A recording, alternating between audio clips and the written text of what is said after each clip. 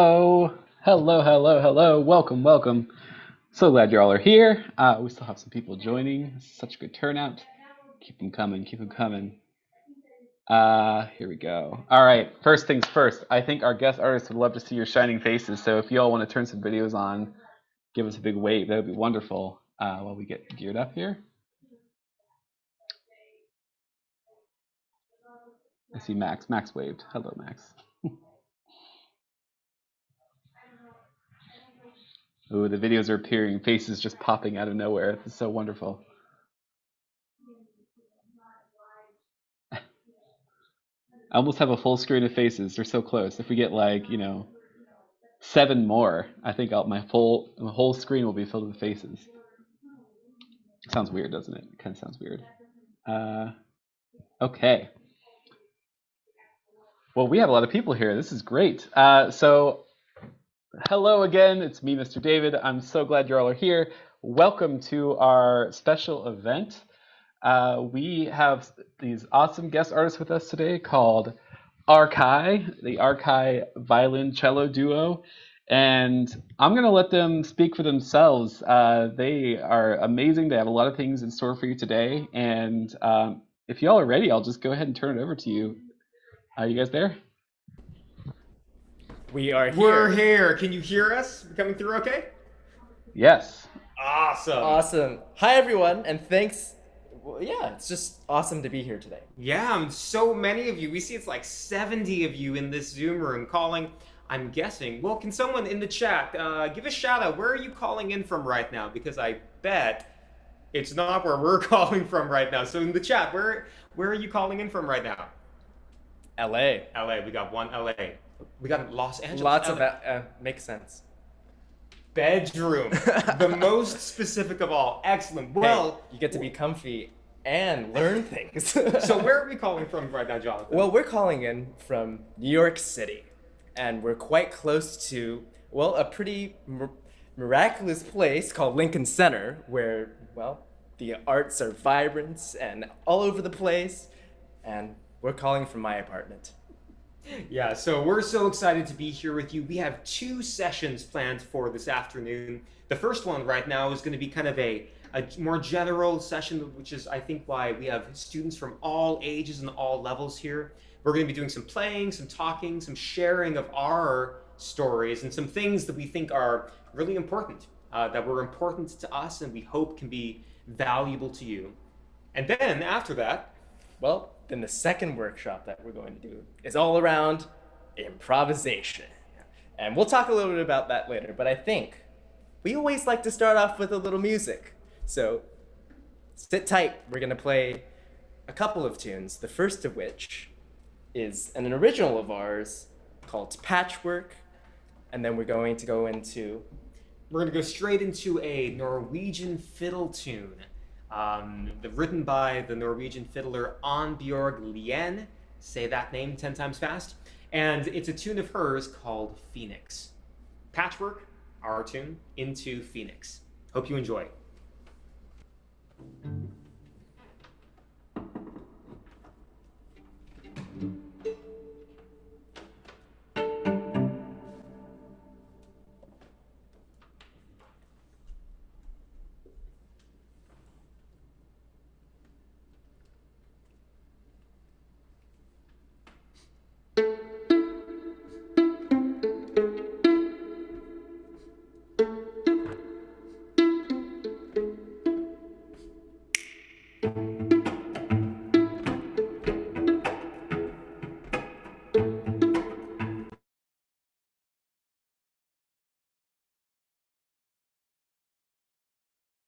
They're muted.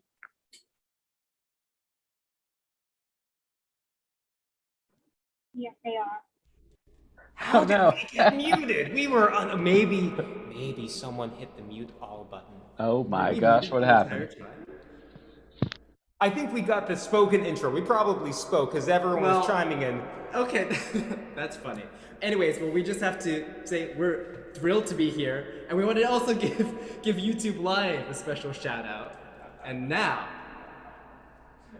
All right.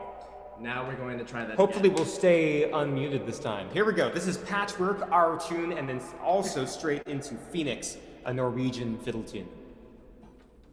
Take two. Take two. That was really good, though. Wow. We were having fun.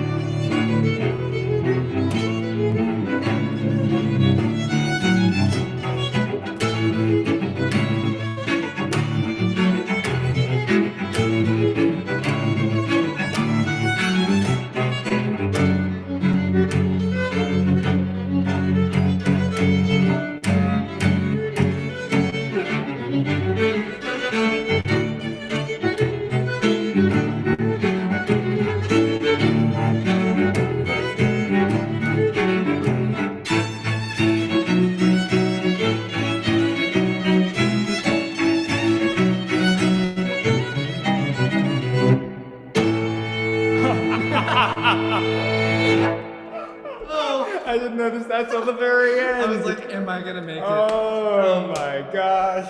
These are true Zoom problems with the headphones and performing. Well. Alrighty, well, hope you enjoyed that, and hope you enjoyed watching Jonathan's headphones slowly slip down his face. Oh. You know, you can't fake this You stuff. can't. Really just. Well, thank you all so for lighting up the chat. It's great to Loving see the that. chat. And also Loving the- great to see, I think the Zoom room is officially filled. So everyone else is going on to YouTube. So again, a huge shout out, whether you're tuning in on Zoom, in the Zoom room, or on YouTube. We're so glad that you're here. This might be one of the largest Zoom workshops, if not the largest. it's probably the biggest of The the largest Zoom workshop that we've ever led. So Shout out to Harmony. shout out to Harmony.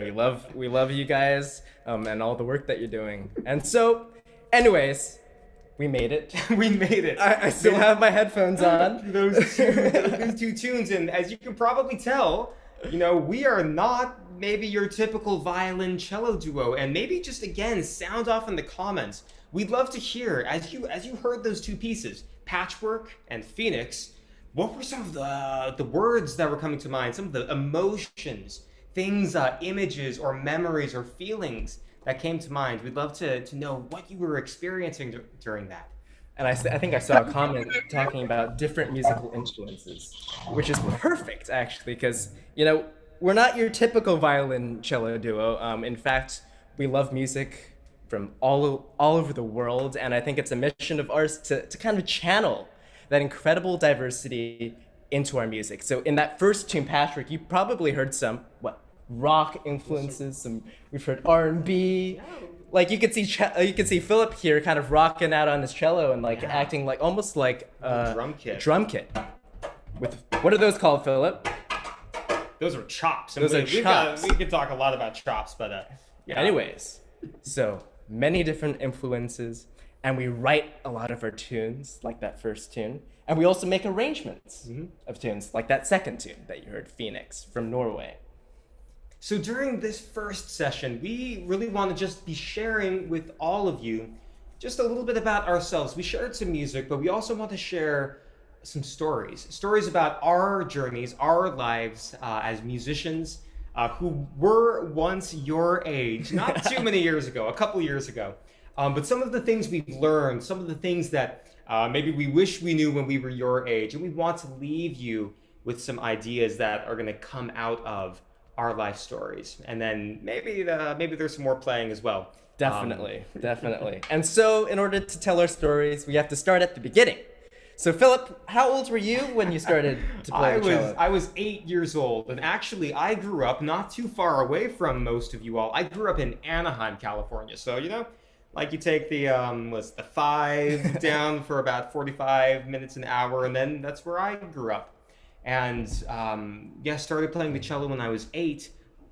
But that was not my first. That was not my first love. Apparently, there's a home video that shows little Philip when I was like even younger, maybe 4 or 5, and I wanted to play the drums.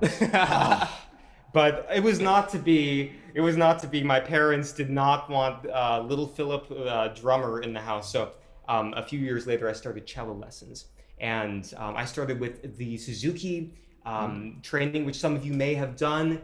Going through all of those pieces, Twinkle, Twinkle, Little Star, all the way up through some of the later books as well. But that was kind of my first path into music. What about you? So, big things. You have to explain. What is a laser disc? A laser disc is an old form of video. Yeah, of video, really. Yeah, and so they're massive. They're kind of like, yeah. It's like if any of you remember what CDs are, or even DVDs, or Blu-rays we still have, or like video game discs. Imagine like those, but a lot bigger, and they don't hold as much information. Don't hold as much information. The quality is not as good. Yeah. But I was obsessed with Yo-Yo Ma, and I would watch him on repeat over and over again. So I essentially demanded from my parents to play the cello. And so they had a cello made for me, and the cello actually turned out to be bigger than I was at the time. And so, well, story goes that they switched me over to the small cello, the violin, and I started playing violin when I was 4, and stuck with it ever since. So that was my journey. I also started out in Suzuki.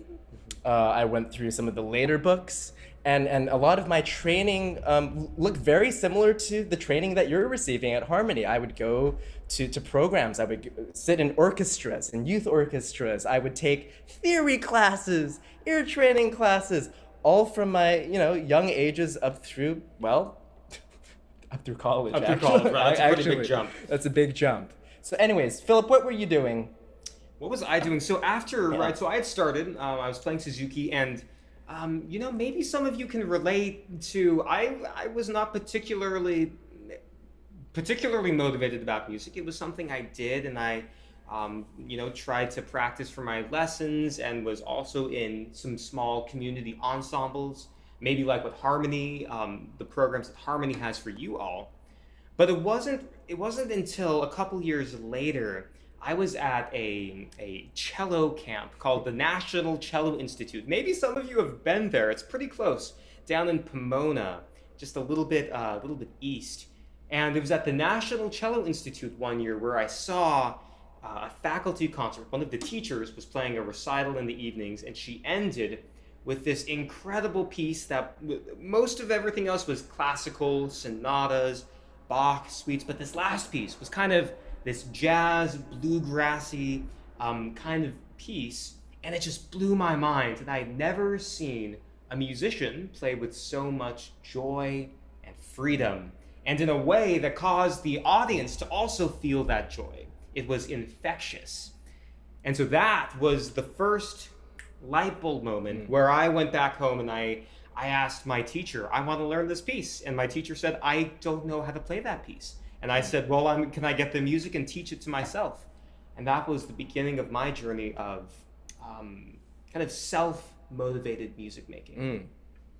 Well, so all the programs that we've done, in our training through college, and I guess all this to say, continue doing what you're doing, take your classes seriously. I do wish that I had taken some of my classes a little more seriously back in the day, because they are all important.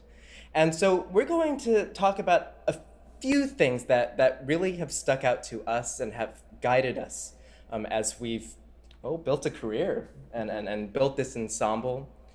And the first concept is this idea of curiosity. Curiosity. So, as you can probably tell, as you heard Philip talk about just now, he got really curious from that one performance, and he went out and did some research and demanded from his teacher. You know, the same goes later in our lives. When I was in college, when I graduated, I was really curious about different kinds of music. I loved jazz. I loved world music. I loved rock. And I had never really thought about, wow, as a violinist, can I play those kinds of music? So what did I do? Well, I started Googling.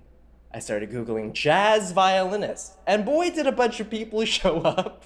People that I'd never heard of. And I did a lot of listening. And then at some point in time, I even Googled jazz violin teachers in New York City. And I called up that person and I started taking jazz violin lessons. I started going to world music festivals.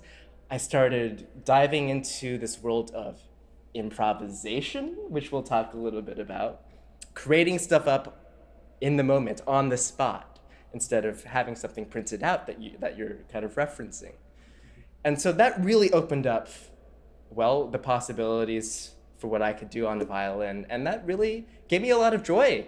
You know, it gave me a lot of joy. It was really liberating in many ways. And it really feeds our work It today. does. Yeah. And similarly, when I was both in high school before I'd gotten to college and then also during college, I was curious about other kinds of music. I was pursuing all the things, all the kind of normal things as well, but I was also really inspired by groups like Two Cellos. Some of you might have heard some of their audacious and crazy arrangements of classic rock songs and even modern pop songs. Two Cellos was a huge inspiration. The Turtle Island String Quartet. They play in basically every genre except classical. Bluegrass, jazz, gypsy jazz. I can't even think of them all, but they play in everything. Groups like the Piano Guys, who were also, in addition to kind of pulling together classical and pop, were also doing really amazing things with video design and video and using that to tell a musical journey.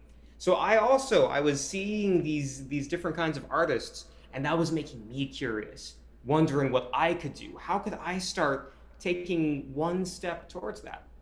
How could I start that journey for myself? And so maybe before we get too far in, I would love to hear from some of you, what does curiosity mean to you? When you hear that word, what does it make you think of? And is there one thing that you can identify that you're curious about? Yeah. That you've thought about? Like, wow, I would love to dive deeper into that. I would love to explore that thing a little deeper. Yeah, you feel free to put it in the chat, or even if we can take a minute or two. If there's some of you who are brave in the Zoom room and would like to unmute, maybe we can kind of one at a time, but we can just have a couple of you share. What does that mean to you? What's something you're curious about right now? Doesn't have to be music related. It can be anything. We've got Extended techniques. Daniel, contemporary music and extended techniques. Wow. Fantastic. That is a very deep rabbit hole you can go down. But fantastic. Philip was very curious about that as well. Yeah.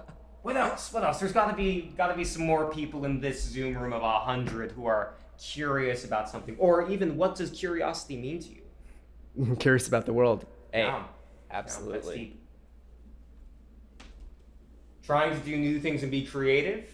Yeah, absolutely. Yeah. Trying to dive deeper for a peculiar interest. Maybe we can save this question for the end, but let's take note. Do we have any advice on how to take classes more seriously? That is a really great question.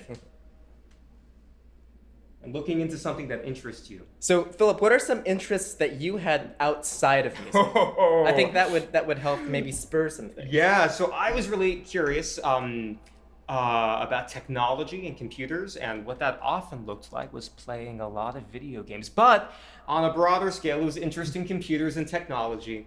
I was also very much interested in kind of popular culture and stories and narrative. I'm a huge Star Wars nerd. And so those were just like constantly flowing through my mind, but also other forms of popular media and how those kinds of media were telling stories.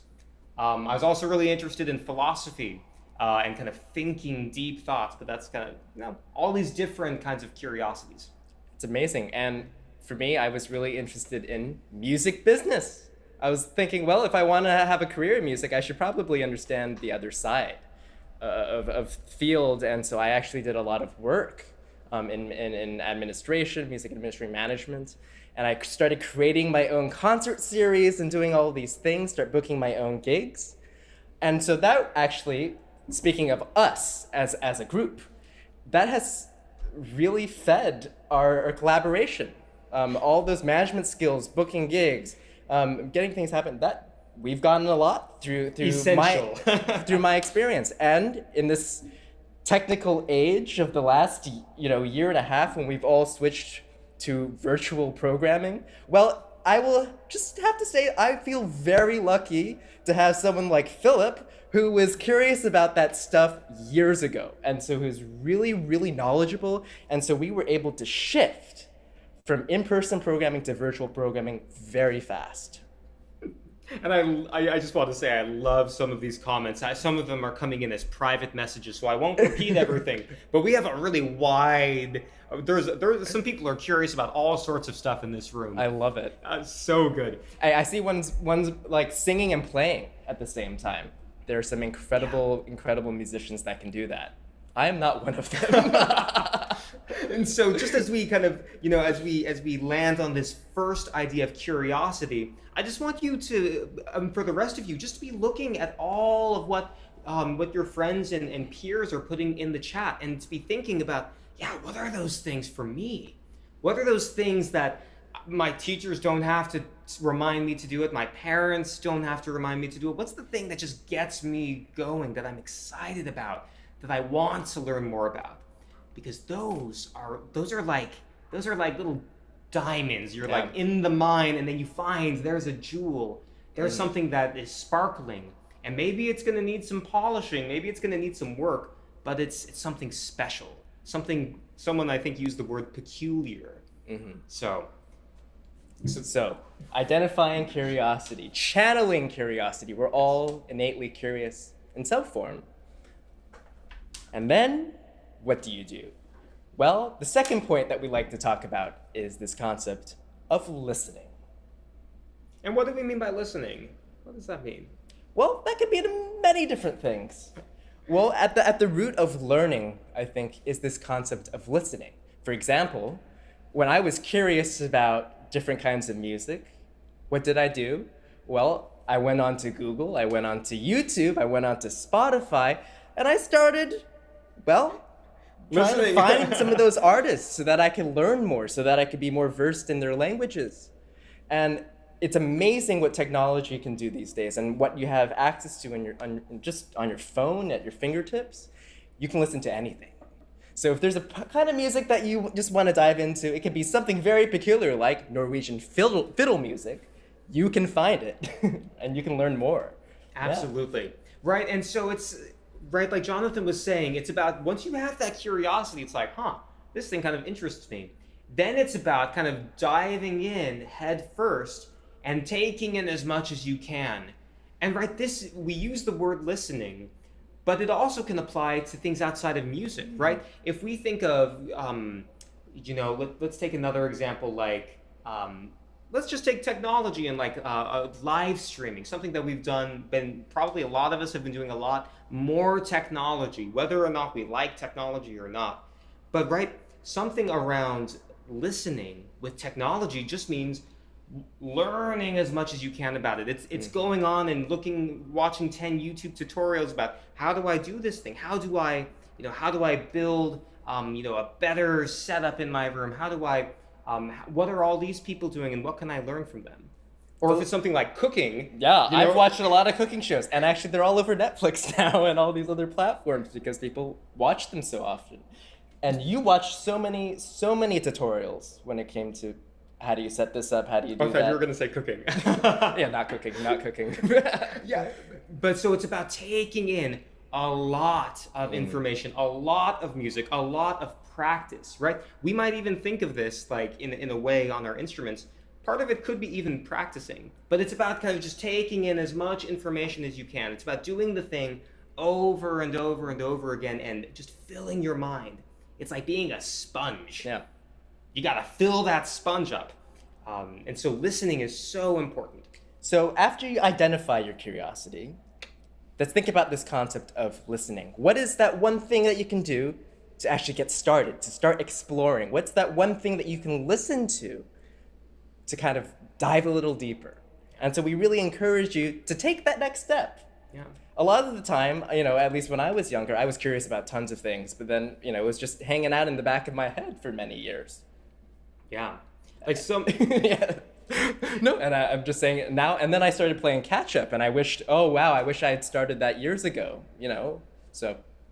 I mean, we can just scroll back up in the chat. We can see all the things that people listed as their curiosities, and I wonder, I think someone put airsoft. What does that mean to listen for airsoft? What does that mean about becoming more knowledgeable about, the kinds of gear that's available, or the brands, or the teams that are playing, becoming just really knowledgeable about that? Or someone I think said Michael Jackson. What does that mean to immerse yourself in the music of Michael Jackson?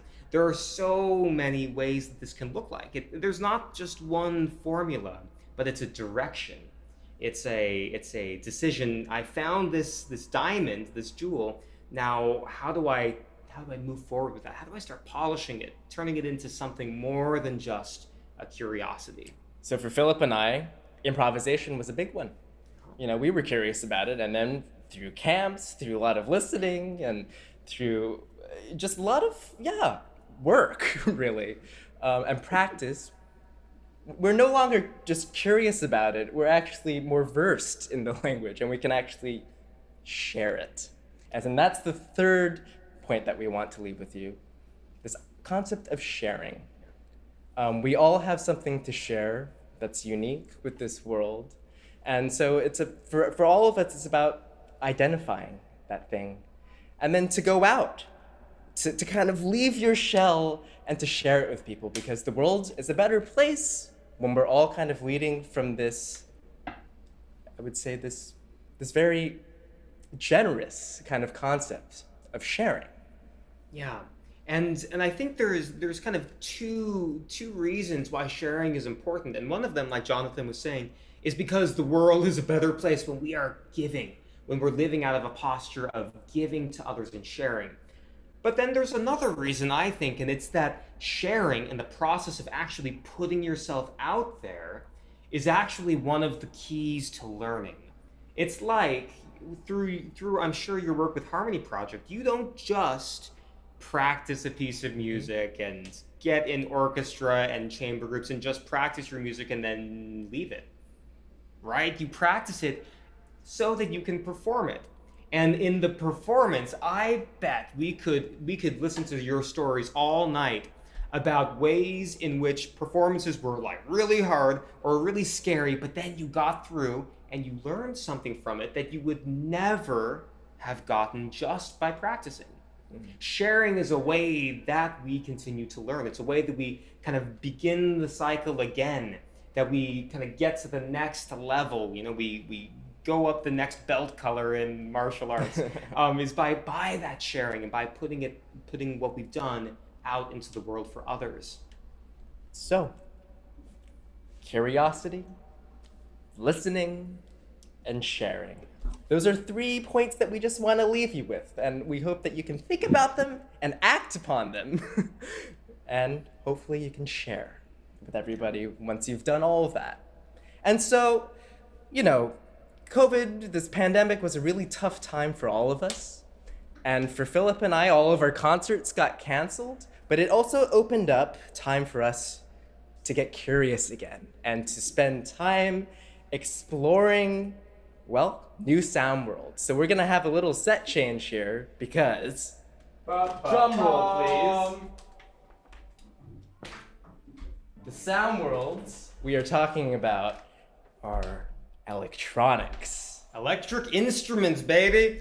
So just by a show of hands, or rattle it off in the chat, how many of you have seen or heard electric violin or electric cello before?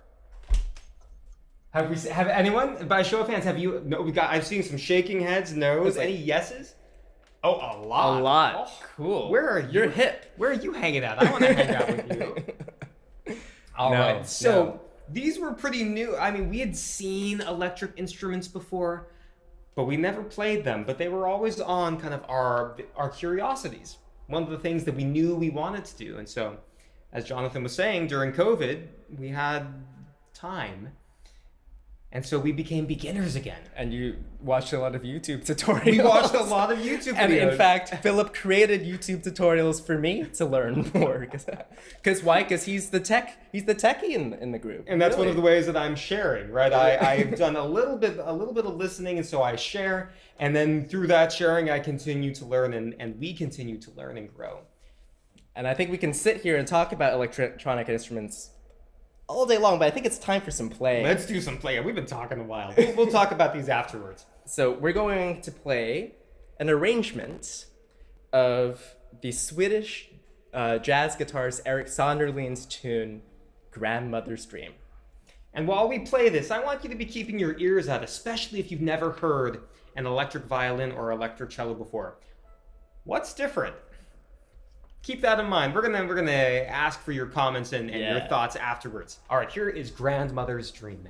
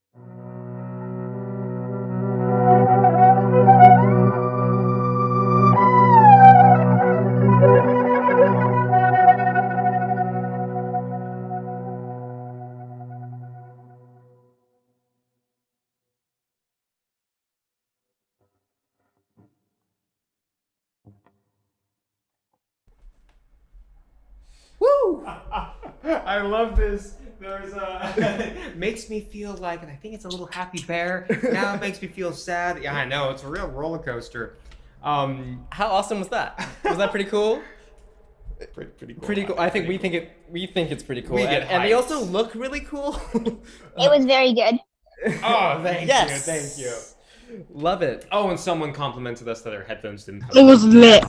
Yeah, that to me that's a success. Did someone say that was lit? Thank you. That's Thank the you. exact And word. you know, you could probably see us trying to rock out like rock stars on our acoustic instruments, but It's a little easier it's a with little easier on these guys. And Philip, why don't you demonstrate just some of the crazy like sound Yeah. possibilities that come with these things? Alrighty, so you can't see. It was OP. So at our feet, oh, can you lift up the mics real fast? Yeah. Thank you. We actually have these pedal boards. And these are like the pedals that guitarists use. If you've ever seen an electric guitarist playing or bassists. And these are the ways that we affect our sound and make colors. So, just a couple, I don't know, I'm just gonna mess around. Oh, I need to go back to the... Here we go.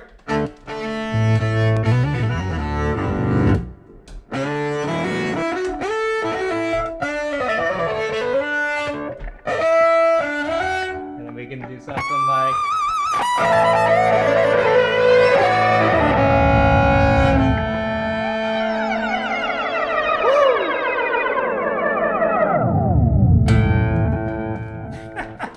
Just messing around. So there are endless possibilities. And so that's why this is something that we are so curious about. We have been using our curiosity.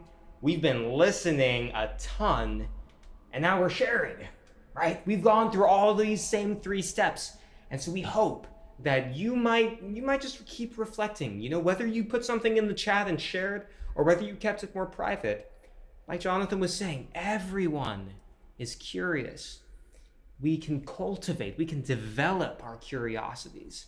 And then we can take those, right? Those little gems that we find, those little diamonds, and we can, if we spend time with them, if we listen, if we invest in them, we can turn them into something that is so valuable for the world that we can share.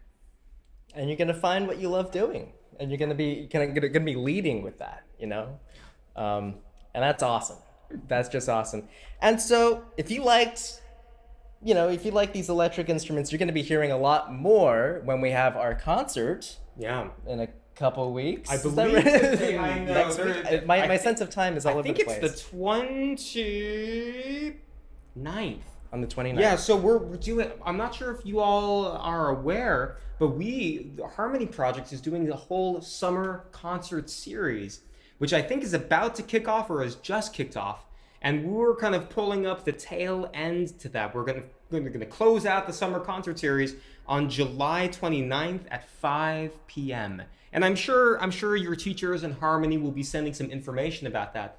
But that's really a concert for you all.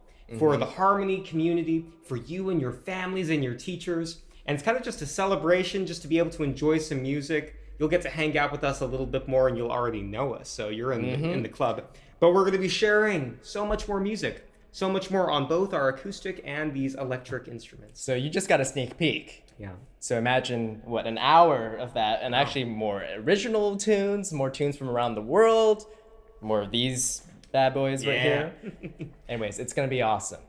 So I think we've done enough talking, and I think we'd love to just turn it over to you, because I've seen a lot of questions actually go by in the chat that we haven't answered yet, and I think it's a great time to answer some questions. Yeah, we'd love to hear from you. I wrote down 2 questions that I thought were really great from before. I'll piece those in, but if you have a question for us, you feel free to put it in the chat, or if you'd like to, one at a time, use good Zoom manners, but feel free to unmute yourself, and we would love to hear any questions you might have.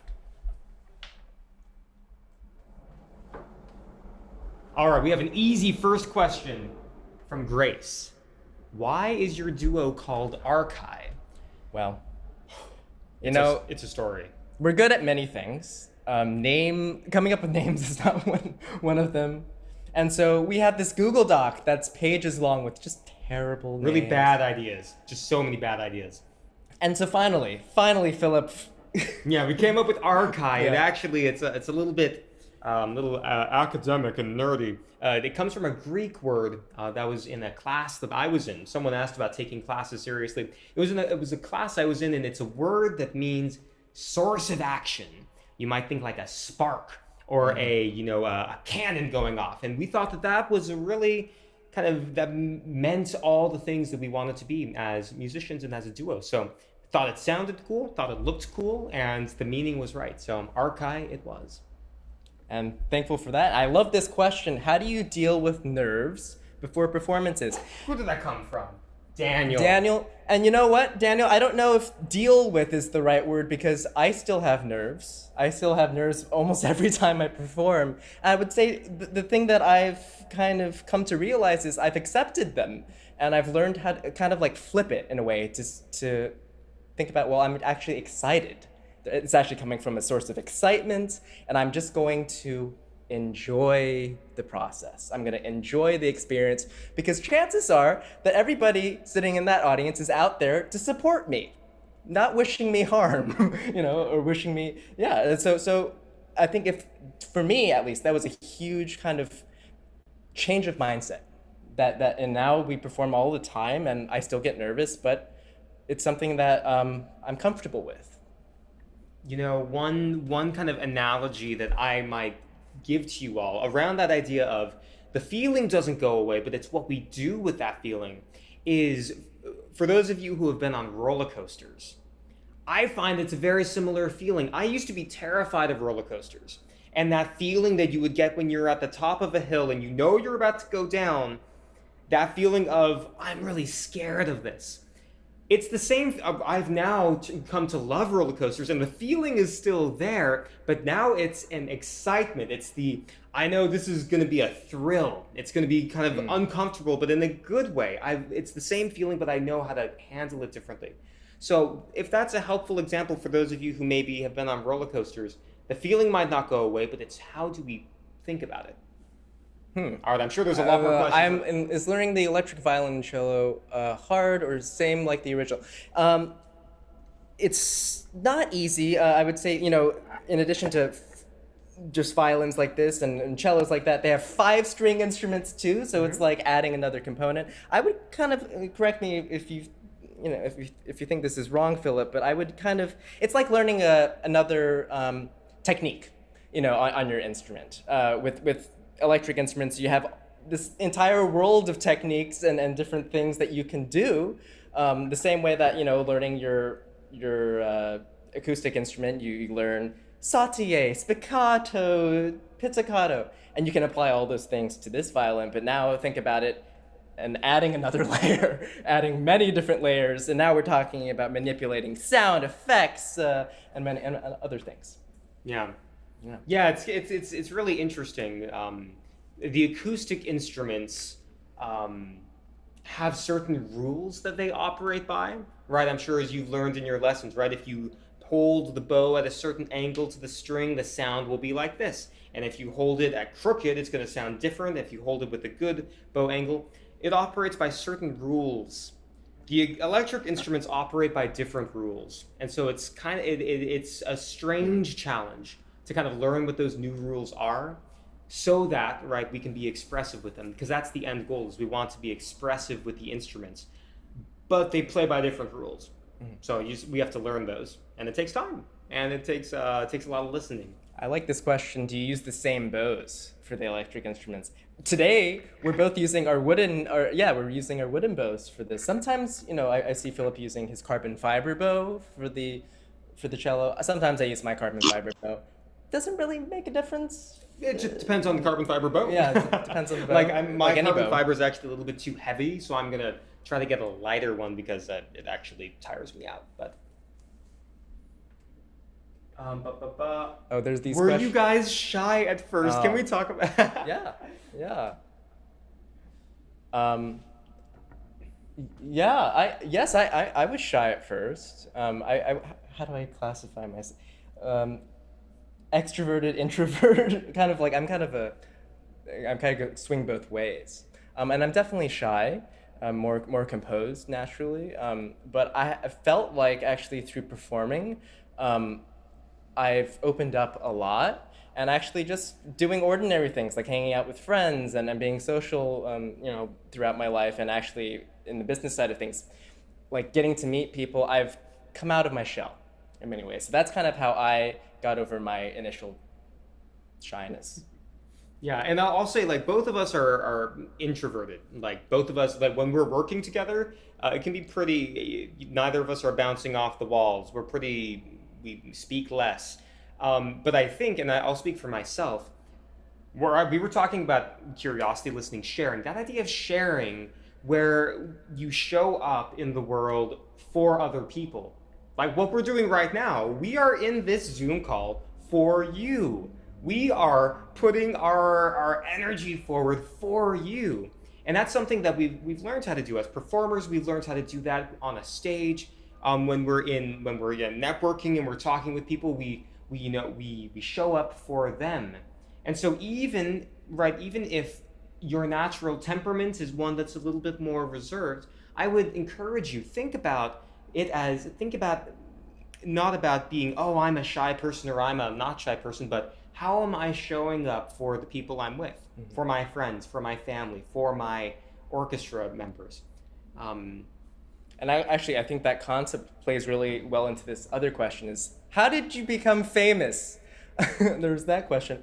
And I would say that Philip and I, well, we're working on it. We're working on kind of building our career, but I would say my answer to that is find what makes you happy. Find what brings you joy. It goes back to that concept of curiosity. Find what makes you unique. And when you find that thing, then you have something to really share with the world, and something that's unique to you and to the rest of the world. And then lead by giving back. I think for Philip and I, we a lot of the time we lead with that generosity, with sharing our music, with sharing our talent when it comes to workshops, to teaching and other things. And when you lead that way, people tend to respond well, and they remember you. And I would say, like, that's a great way just to start. And then it takes a whole lot of work and time and some luck too, but you'll do it. This is a really interesting question from Daniel. What is the link/barrier/connection between classical training in music and your more expressive side of music? What's our relationship with our classical roots? I always like to think of classical training as developing incredible technical facility, which allows you to express yourself. Like, going through that vigorous training that we went through, well, it provided the tools to really allow us to be authentic to who we are and to our expression. So I think they're linked in that way. I don't think you can really do one without the other in many ways, because if you don't have the chops or something, your voice gets compromised a little bit, or it just isn't as impactful like when you share it with people. Yeah, like I would agree exactly that there's what you want to say and how you say it. And the technique is how you say it, right? And the classical training provides so much technique. It also teaches, right, how to be expressive in certain kinds of music, right? Like we played a lot of the classical composers, and we know now, we've learned over many years, like, how do you be expressive in that style? How do you be expressive in the style of Bach? Or how do you be expressive in the style of Brahms? But, right, that's what we've been discovering over the past few years as we've gone in a different direction, is that is one part of music. The classical music training is a beautiful and wonderful part of music, but there's also so much more music. Mm-hmm. There's also music that's been developed for thousands of years in India and China and all around the world, in Africa. Then there's also more contemporary styles, the entire development of genres like jazz and modern pop and swing and bebop and electronic and EDM and rap, and there's so much music. There's actually too much music there. But, right, the technique gives you the ability to then choose where you want to learn, where you want to continue becoming more expressive. So for all of you who are, you're in lessons or you're in orchestra and you're being asked to practice and build your technique and play your instrument a certain way, take that seriously, because that training is helping develop the skills that you'll need to be expressive in whatever kind of music you want to play. And I think we're really close on time. Oh, we are. Oh my but, gosh. I guess there was one person that wanted to unmute and say the question. So when do we do that? It's a nice way to conclude. Is it Anu? Would you like to unmute? Yes. I wanted to say, one time when I was practicing my viola, I was just playing random stuff, improving. I was playing things, and then I was playing, and then I was like, oh wow, that was really good. And so I wanted to ask you, what are some things that you can practice to play the types of things that like are mind-blowing to you? Like, what are the things you can do so you can play mind-blowing things? Yeah, I think that's a really great question. That is such a good question. And props to you, for taking the leap and doing some improv. And so I think one thing, it goes back to this concept of listening, right? So if there's music that you absolutely love, I would recommend just listening to it, and also maybe bringing your viola into that listening session, and maybe you can play like some of the melodies or rhythms that are happening in that song. Try to emulate what is happening in that tune. Try improvising over the tune and over the changes or anything. I think that's a really, really great way to start, is to start learning by ear. And if you actually join the improv workshop, we're gonna dive into that later in this next hour. So if you'd like to join us, we'd love to have you, or maybe you can get the recording later, but we're gonna be talking all about that. All about improv. All about that. And so maybe that's actually a perfect transition for us. I believe Nicole is going to help us do kind of this transition. And there's so many more questions. And so I guess the question being whether it's okay to continue. Like, can we continue, or do we need to stop right now and begin the improv? Like, what's the schedule? Because first of all, thank you so much. Round of applause, everyone. How did that, let us know. That was great. But yes, let's get everyone who's participating in the improv to start getting their instruments out and start setting up, and we can definitely transition towards that. Great. Okay. Awesome. Well, for those of you who are saying goodbye to us for now, those of you on Zoom, those of you on YouTube, thank you for being here. And we hope that you'll remember and take these things to heart. The curiosity, the listening, the sharing. And we hope that you'll join us and maybe invite some friends and family to our concert on July 29th, 5 p.m. You won't want to miss it. And if we didn't answer your question, you can follow us on Instagram and DM us. Like, we will answer your questions. We will. We're really good about responding, and we want to make sure that we respond to you. So please, ask away. Questions are good. Questions are good. All right. But for those of you, and for those of you who may not have social media, you can always send your questions to your teachers, and they'll be able to send them to us, and then we'll be able to get it back to you. So you'll always have a way to reach us. All right. So I guess we're going to start making the transition to our improv now. Yeah. All right. Do we stay here? I think. Oh, that's a good question. Are we staying in the same Zoom room? I want to say yes. Yes. Okay. Excellent. All righty. Well, so do we just get started? Let me see. Let's see who's in the room. Yeah. Let's move off of. Well, we still have 92 participants in the room, so I guess 92 people want to stay on and do some improvisation with us. Great. Philip, do you want to do a little improv jam or something? Sure, yeah, we'll do a couple minutes. We'll just kind of get this kicked off. Let me unmute your violin.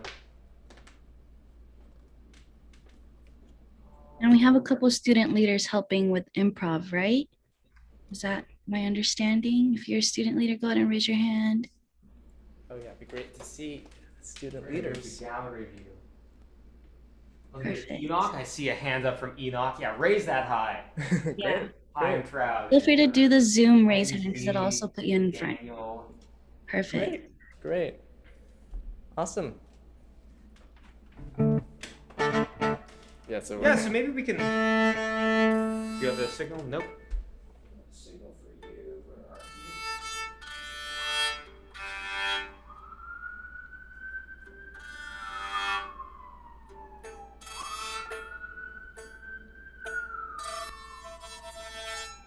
Oh, it is your turn.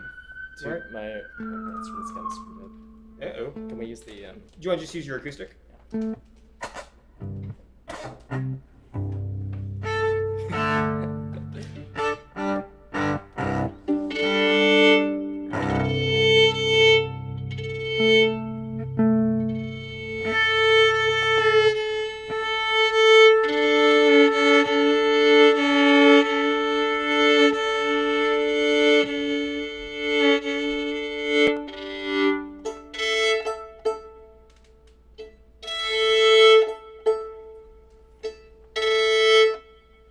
Great. So they'll be able to hear both. Alrighty, yeah, we got both. Let's just check these settings. Do you want to do a couple in just like 2 or 3 minutes? Okay. So, this session's all about improv, which can be a very daunting word, but we are here to make it as not scary as possible. But maybe just to give you a glimpse of what's possible, yeah, we'll play a little bit. And again, this is improvisation, so this is all nothing. This is all on the spot. We did not plan this. Didn't plan it, but this is just for you. You are the only people in the history of the world who will ever hear this music. Isn't that cool? Kind of cool. All right, let's see what happens.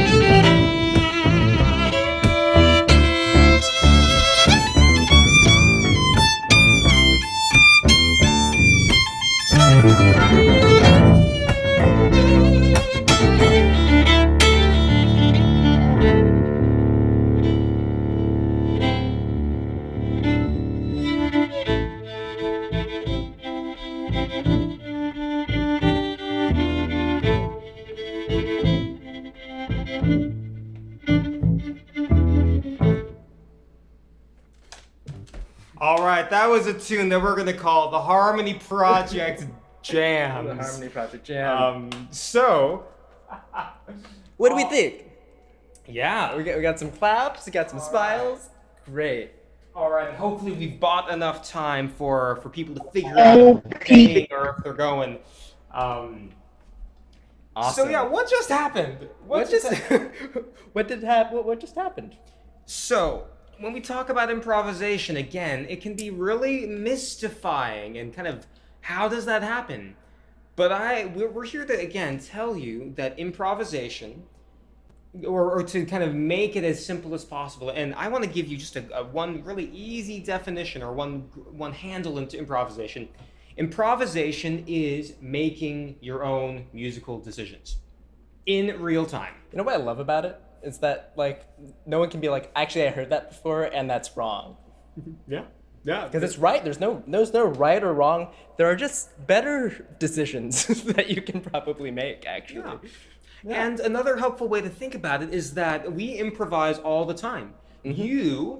Every one of you is actually already a quite accomplished improviser. Because why?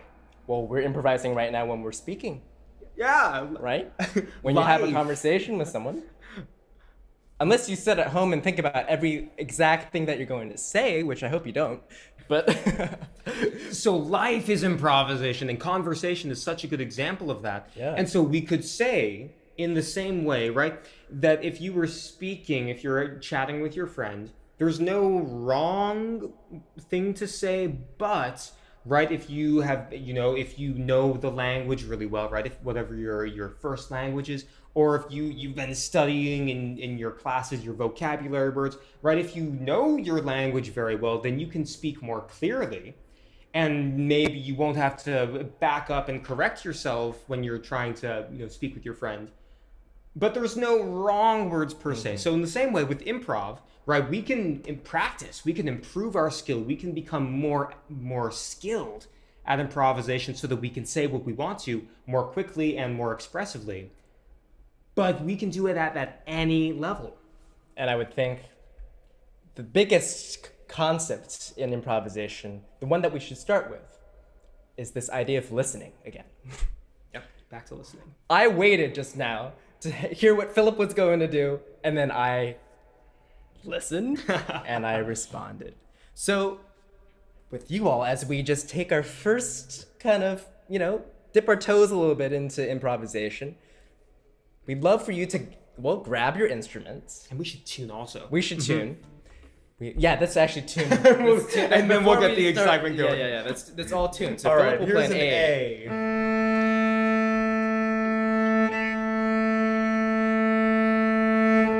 A. I'm imagining 75 other A's going on right now.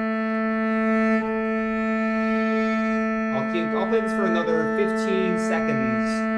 Get the A and match the A.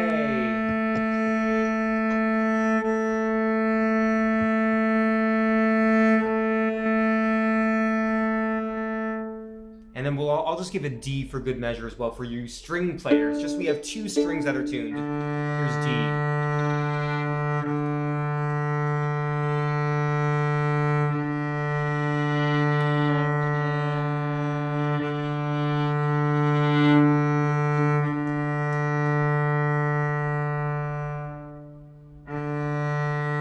I see some people still checking, so I'll play a couple more seconds.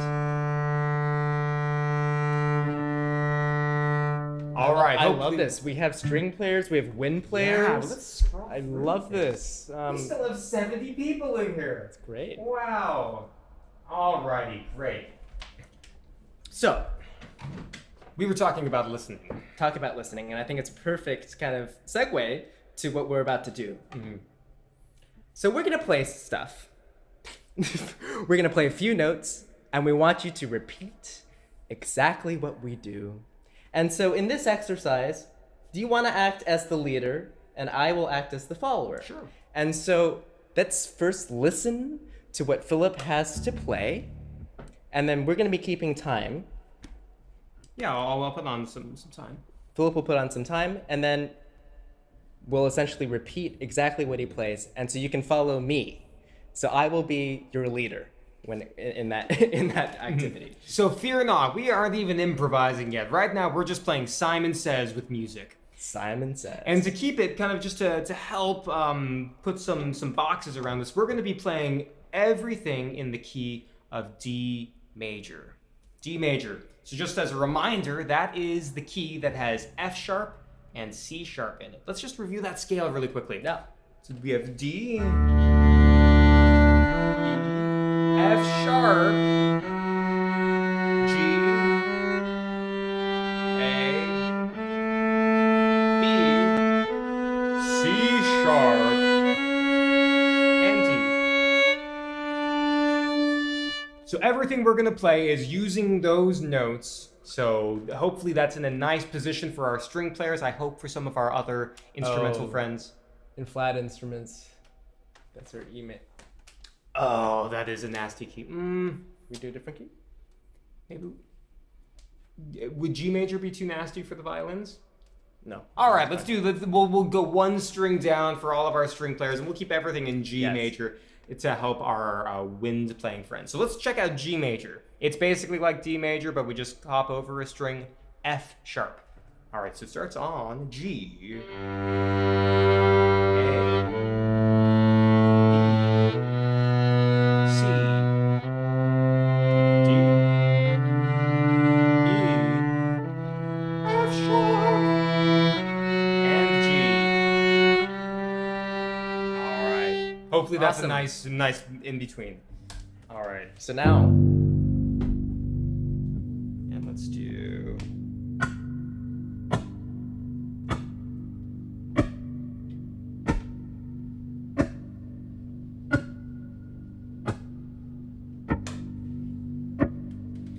All right. do you there's hear a that? little- So that's our beat. That's our little metronome for right now. All right, so as we said, we're just playing Simon Says. I'll play 2 notes, and then Jonathan, who is you are gonna repeat those 2. So it's all about listening and figuring out how do I get those notes on my instrument. We're gonna start easy, and then we're gonna make it a little more creative. Here we go. Everything is in G major. 2. Here we go. Oh, sorry, that's very hard to hear. 3, 4.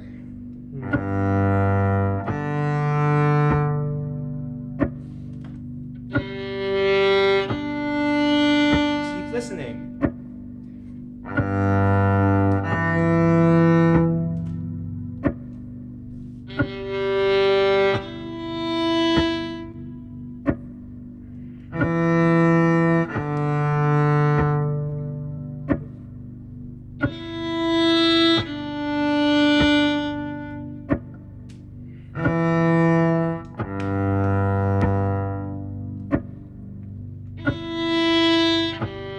Make it a little harder. Let's try it.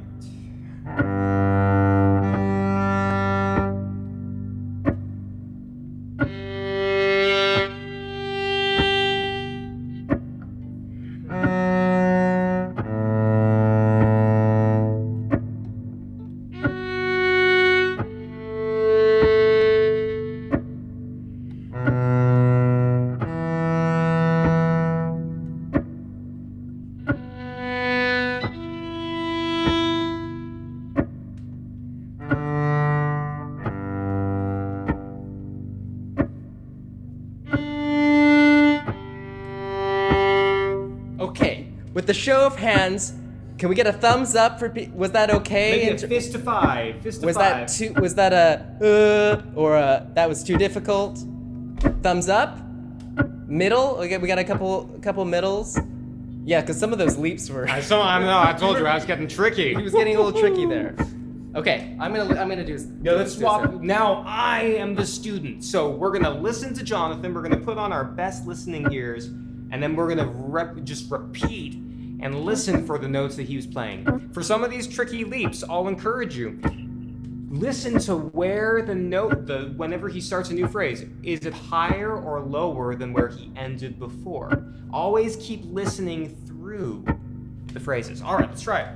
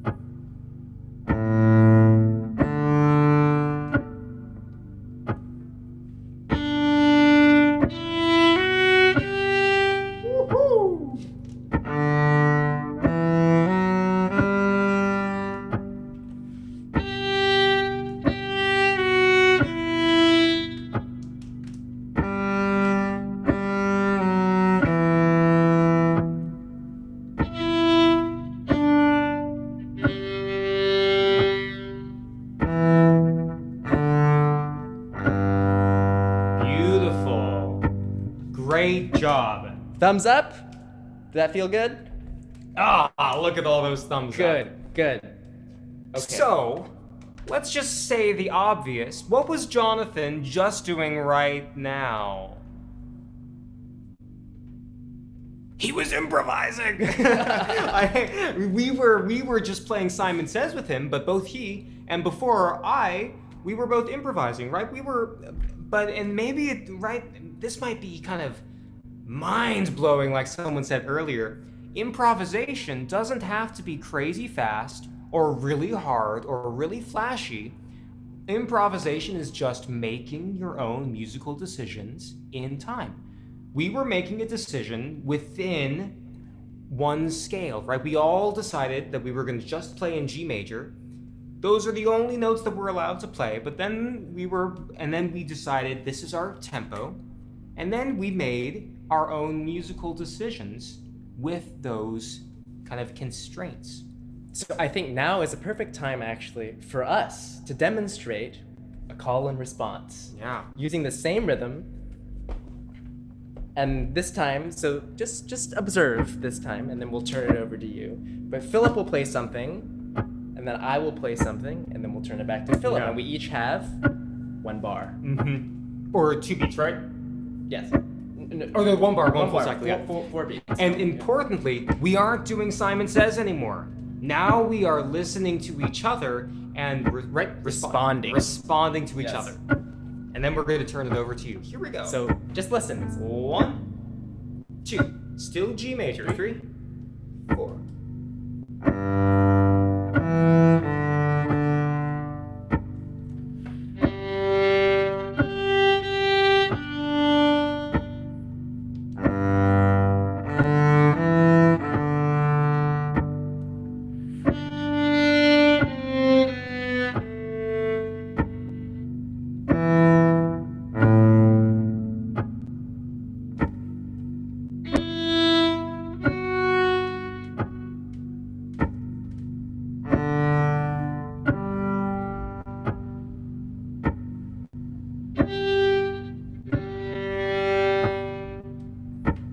So what were we doing? Right, we were still doing basically what we did before. We're in one scale, just G major. We're only playing with the metronome, but now we were listening to each other and making musical decisions in time using those constraints. So this time, how about this? I will play the first 4, so I'll play the first ball, the first call, this is the call, and then there'll be silence, where you will have 4 beats, 1 whole measure, to respond to whatever I'm doing. And we'll just continue back and forth for a bit. Or actually, you know what? I'll take one and then you take one, and then I'll take one, you take Sure. one, okay? And this is so great. Zoom is so great for this. No one else can hear you. You can take all the risks in the world. Be brave, bold, be be bold. brave. Yeah, really take this opportunity and see what you can do. Right? It doesn't have to be hard. It doesn't have to be flashy, but it's about you making musical decisions in time. All right, let's try this. 2, 3, 4.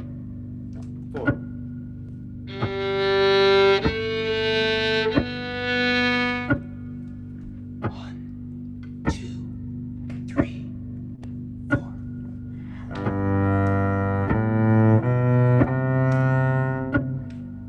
One, 2, 3, 4.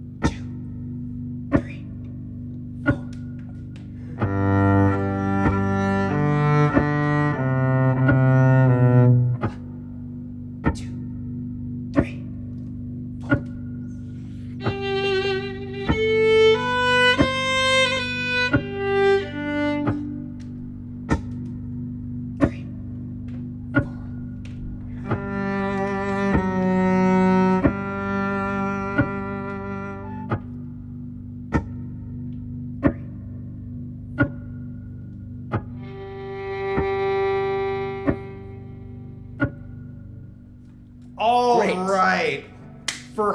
Can we get a show of hands? For how many of you was that your first time improvising? Put them up. Put them up. Be proud. How many of you was that your first time improvising? Okay. Got some hands? A couple hands. A couple hands. A lot of people have improvised. Actually, though. that's pretty impressive. I like that. That's great to hear. Great. But for those of you, right, whether it was your first time or second time or 20th time, just want to say congratulations. It is not easy to put yourself out there, even if there's no one in the room. It's not easy, but it's good. It's good that you're sharing, that you're learning, experiencing something new. So bravo. So we just improvised over a scale, pretty much, and we stuck on a metronome, and we just made stuff up using the scale. And now we're going to explore another kind of technique or a exercise that you can incorporate into your practice called continuous rhythmic improv. So just now we were pretty much just using quarter notes with a few eighth notes here and there and some rests. So with continuous rhythmic improv, we're only going to pick one kind of duration, one kind of rhythm. So why don't we just start now with Philip will put on a metronome, essentially. We'll keep the same one. Or actually, no, I'll do something more A interesting. little faster, maybe? Yeah.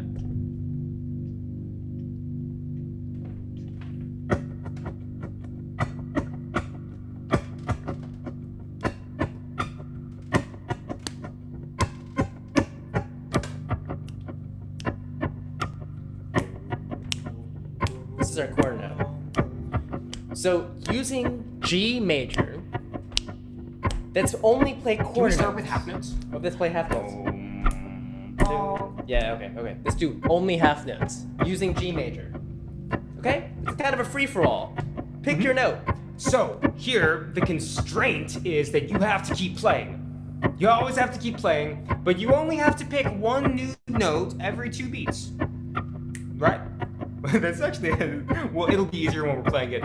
But, right, so, and if things feel too easy, then you can start challenging yourself by maybe playing more octaves of the scale. Or if you want to get really crazy and you're a string player, play double stops. Or add rests. Yeah. And if it's too hard, try repeating the same note. But the important thing is to keep playing in rhythm, in time. That's what we're focusing on right now. 2, 3, 4.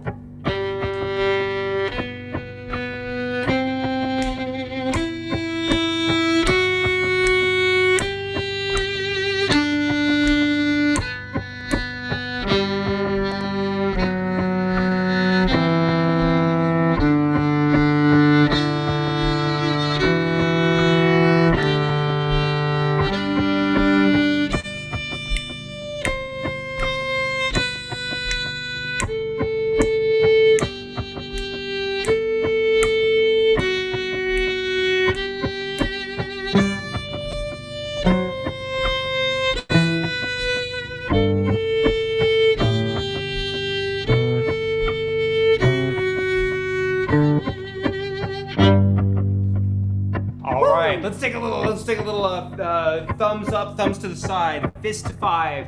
How'd that feel? Good. Got some thumbs up. Okay, now we're gonna spice it up a little bit. We're gonna do quarter notes now. All right, this is kind of like, this is our getting in the gym for improv. This is a real skill building exercise. Let's see what happens. So twice as fast. 1, 2, 3, 4.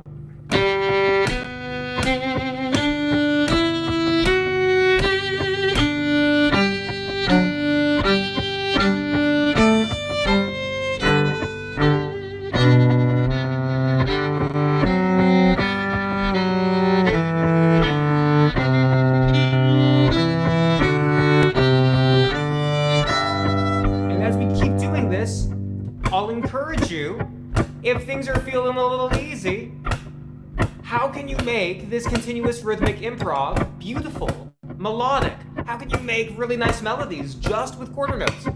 Let's see if we can create some melodies using just quarter notes. 1, 2.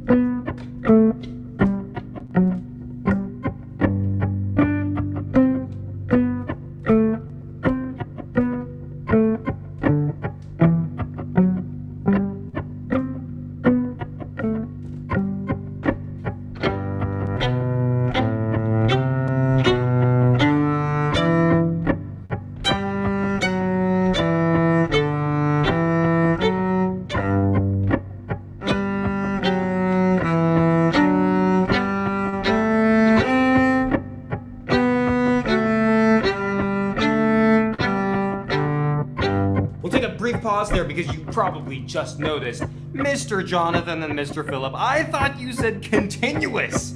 Continuous improv. Well, what did we just do? We added rests. We can think of rests as notes that are silent, right? So as we're thinking, even playing all quarter notes, now what if we start thinking of we can play quarter notes or quarter rests? That gives some new possibilities. Let's do one more round with quarter notes, but now think of playing quarters and rests. Mix them up. Also mix up your techniques. Have you been playing only with your bow this whole time? Try playing pizzicato. Are you bored of pizzicato? Try playing Polenio. There's so many options within what we're doing. Yep. So push yourself as far as you can within these rules. 1, 2, 3, 4.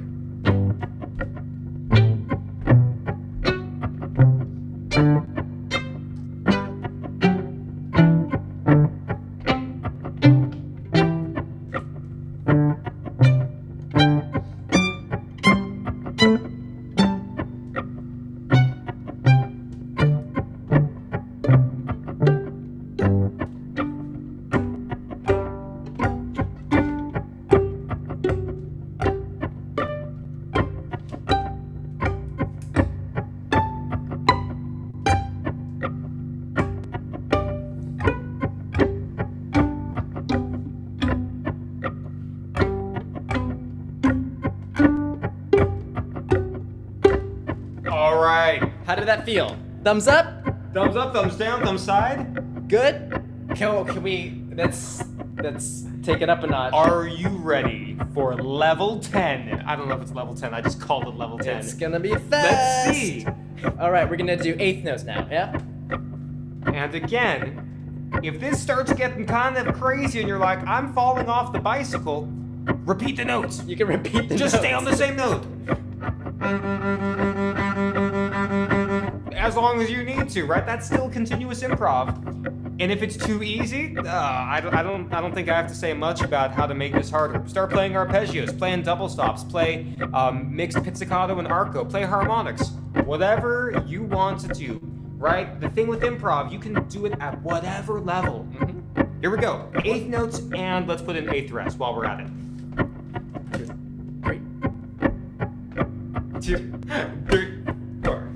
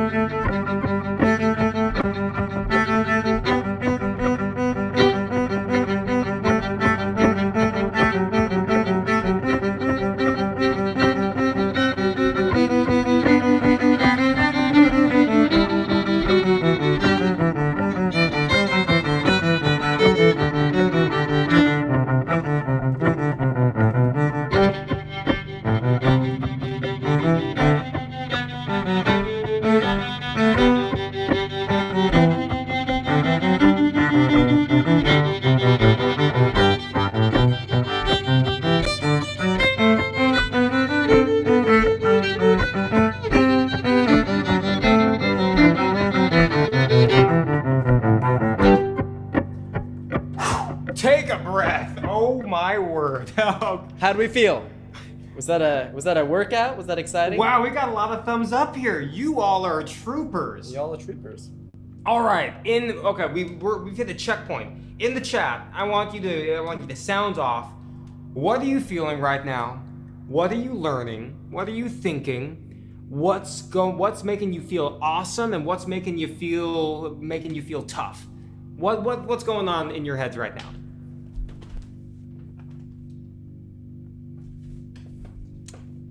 want. I'm sure you've all have some thoughts where people are going to the keyboard. Feeling relaxed. I love that. You know, because Excellent. it is really liberating in many ways. Yeah. You know, I would love to do a combination. Kind of pick your own we should adventure. do a combo. Yeah. We should do a combination in the same tempo. Maybe a little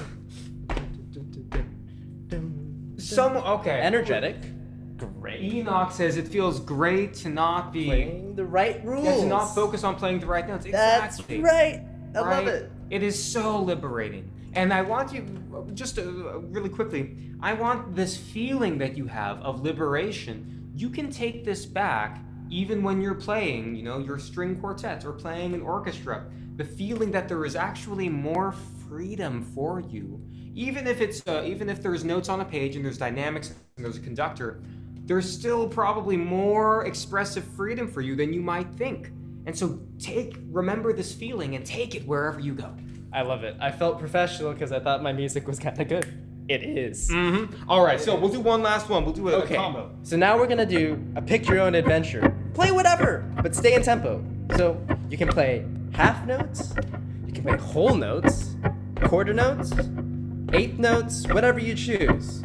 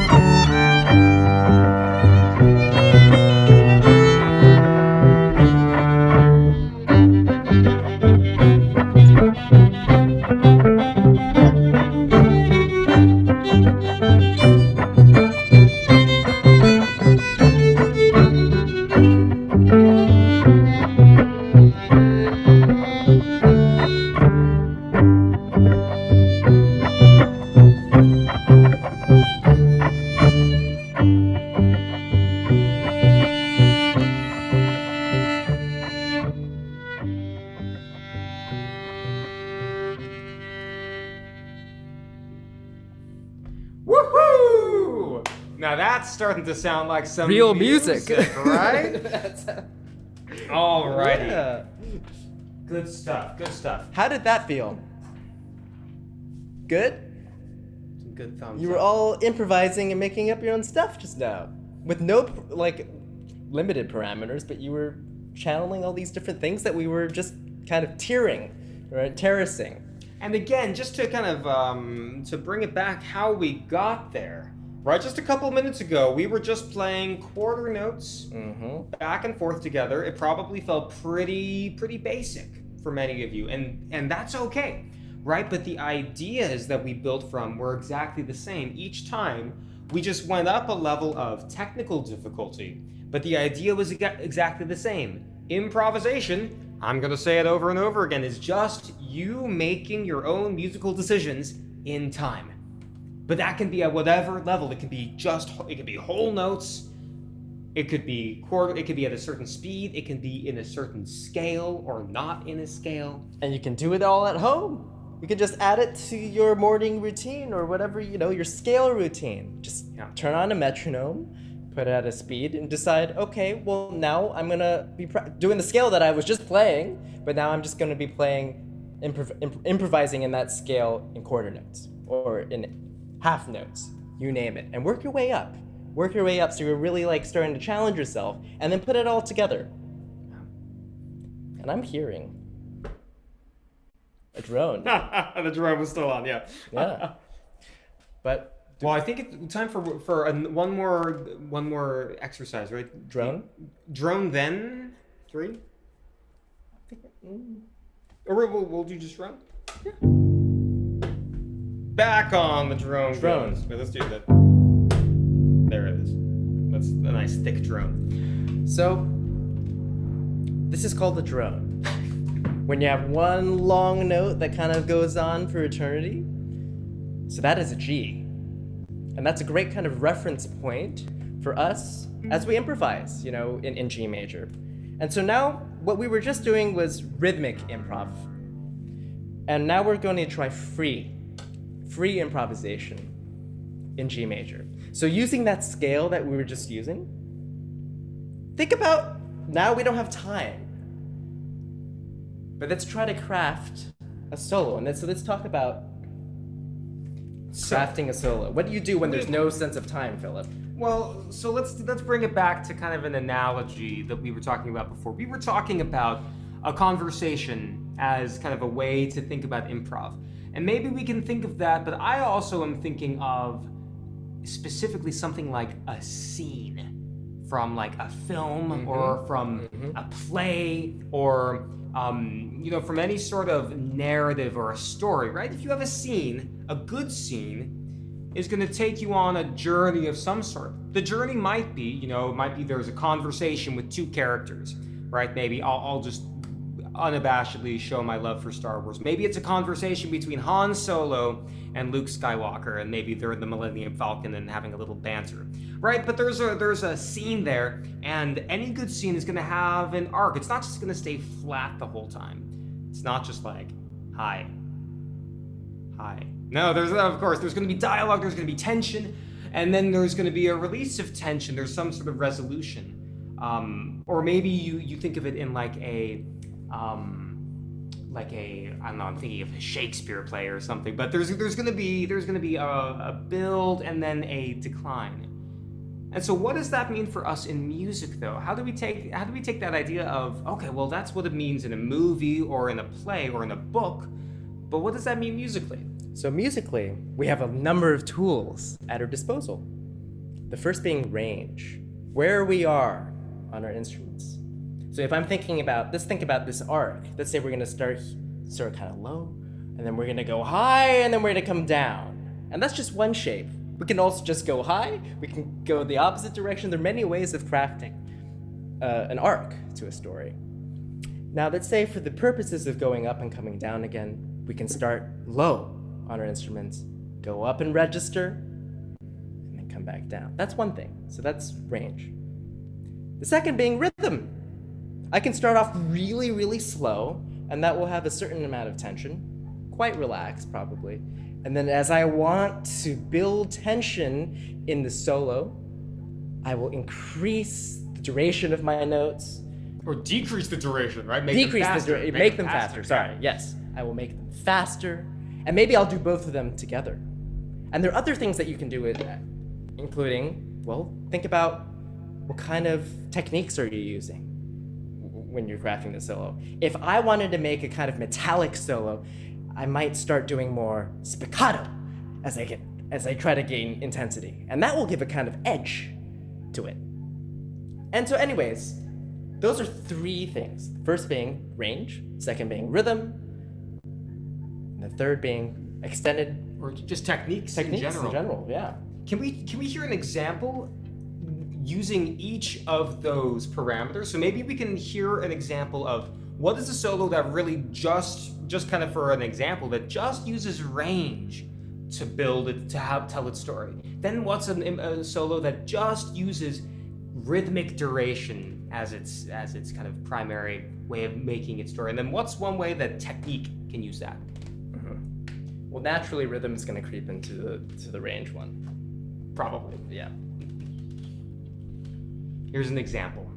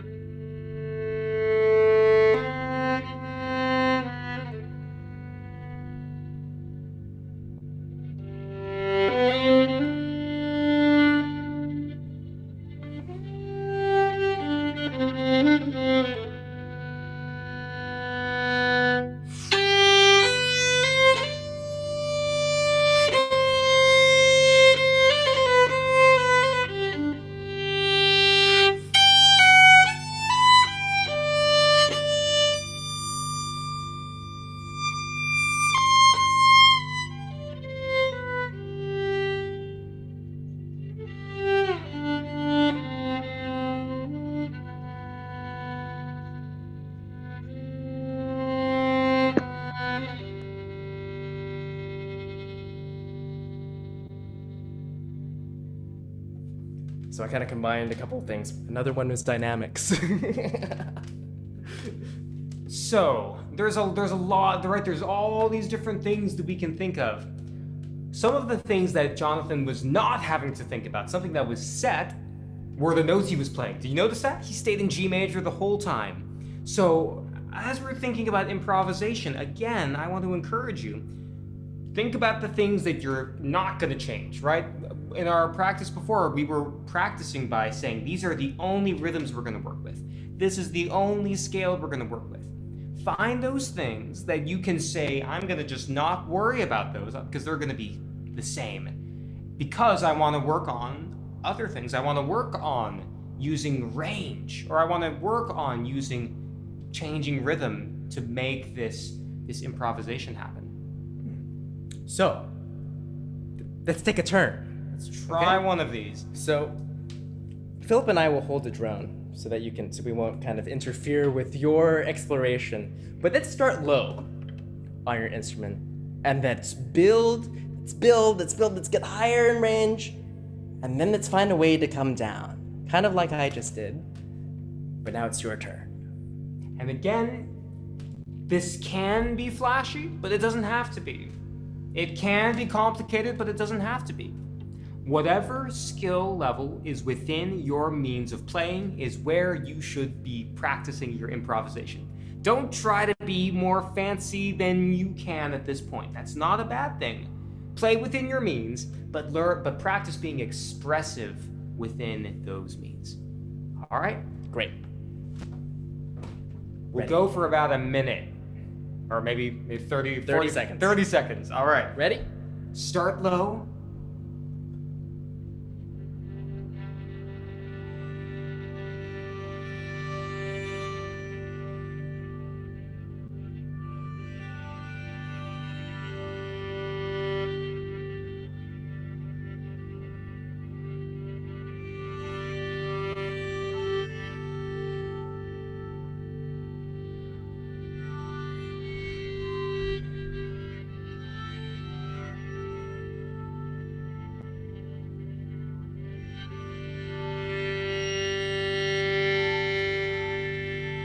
Let's start building, going up in range.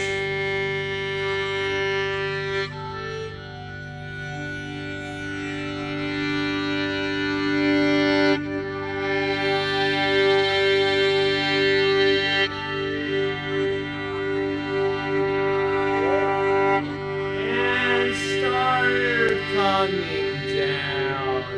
Make your way down the mountain. Slowly but surely.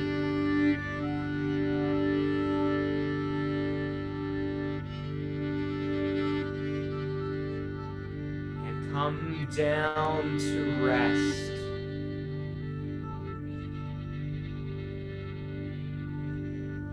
And end. I really wish we could Awesome. hear all of you right That now. was I great. really wish we could hear all How did of that you. feel? Light it up in the chat or with thumbs. Good. I'm seeing some thumbs. Love it. Anyways, I love that people are posting drones, because I was just about to say you can find drones everywhere. You can find drones on YouTube. There are apps that you can use to find drones, but this is something that you can apply to your daily routine. Just put on a drone, think about the shape that you want to make, think about how am I going to make that shape and how am I going to tell that story, and go for it. You know, it's Exactly. really not that many rules. And have fun. Yeah. Should we try one more of those, or do you want to move on to our last? I think we have 8 minutes left. Okay. And we should definitely do some questions. Oh, of But course, I yeah, think we should talk about one really last thing to leave with you, which is this idea of transcribing. Oh, yeah. And so earlier, we were talking a little about, favorite tunes and whatnot. But another way to kind of access your improvisation and access learning by ear, which is what we were doing earlier today, is by transcribing. So put on a recording of your favorite pop, rock tune, whatever tune, and just try mimicking it. Try playing exactly what you hear on your instrument in real time. Mimic everything that person is doing, that the singer is doing, that the guitarist is doing. that instrumentalist is doing, and play back, play back, play back, and then you can start improvising. You'll notice patterns. You notice that every song goes through similar like chord cycles and things like that, and you'll find notes that work, and just start improvising. Start making stuff up with it, with the rhythm, with the drummer. You know, a lot of these tunes have drummers in the back. You can play with the drummer. There are many ways of doing it. It's a lot of fun. It's a lot of fun. I'm wondering if we can just show a quick example of one little tune that we did. You'll recognize it probably, maybe Three Little Birds. Oh, okay. Yeah. And so we'll show you what we're talking about. So we listened to Three Little Birds by Bob Marley. The famous, the genre is... Reggae? Reggae, thank you. Reggae too. Like the most famous reggae artist of all time, Bob Marley. Bob Marley? If you don't know Bob Marley, Check him check out. him out. We loved Bob Marley and we wanted to learn this tune, so we just listened. And so... Okay, I think I still got it. I forgot to play this. See. Where is my sound?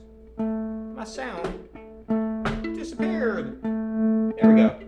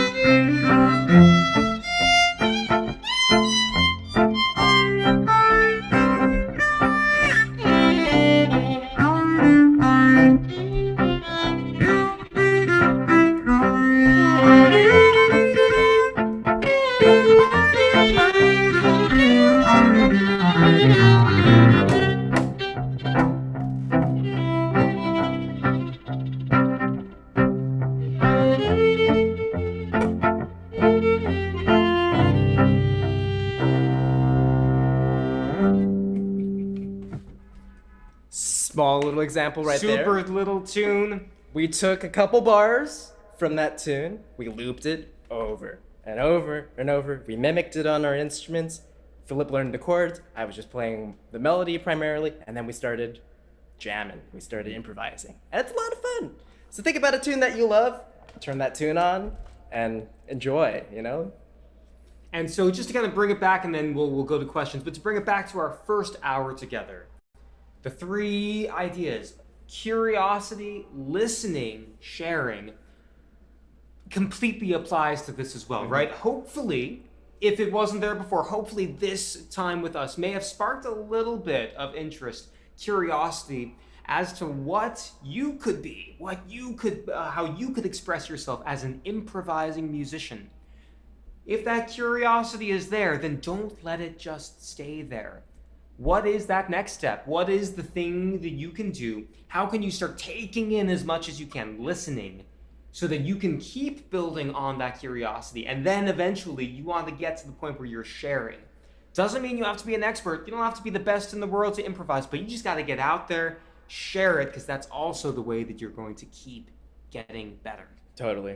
And what we need are a bunch of artists thinking about, well, expanding the possibilities of what they can do on their instruments. That's something that Philip and I think a lot about. It's like, okay, is there precedent for violin and cello playing together? What is that precedent? How do we take it further? How are we unique? And all these different influences kind of come into play. Our curiosity comes into play. Our listening comes into play. Our sharing comes into play. And it also applies to all of you. You can be so spectacular. You are so spectacular. But just think about, okay, if this is what I'm doing on my instrument now, what else can I do? And enjoy it. Enjoy the process. Enjoy the process.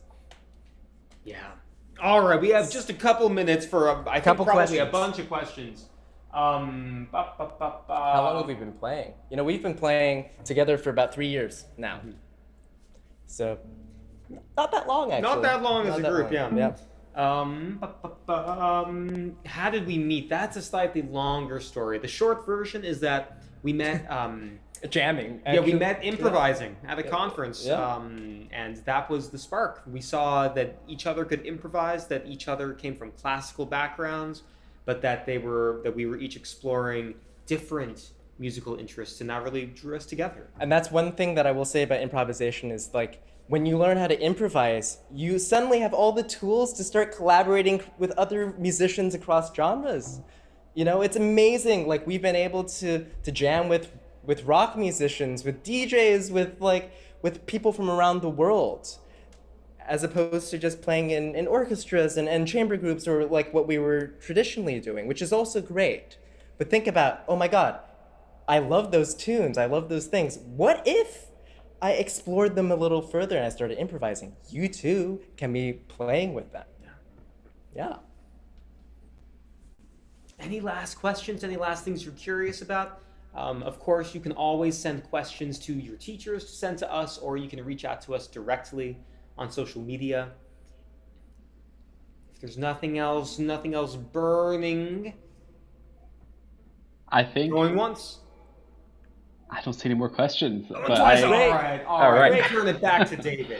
well, this is my favorite thing to do, which you did in recitals. But I would love for everyone just to unmute themselves and just scream and give a huge round of applause and thank you to the ARKAI duo. Just go ahead and unmute yourselves. Just go for it. Woo! Go. Finally, they're hearing the applause. There we go. Thank you all so much. Thank you all so much, and we hope to see you at the concert. July 29th. And we might play Aurora there. Yeah, we Probably see some will. Aurora fans. Ooh. So before y'all go, we have a very special concert tonight, which is the first concert of our Blue Couch concert series. It starts at 7 p.m. It is featuring the amazing Nicole Casal, who is here.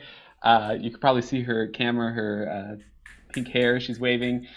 This is her duo called We Are Cass, and they sound awesome. So go get some dinner and come back to YouTube at 7 p.m. I threw the link in chat. I'll throw it one more time just so you have it, and you all can check it out. And as Jonathan Phillips said, they'll be featured on July 29th for their own concert.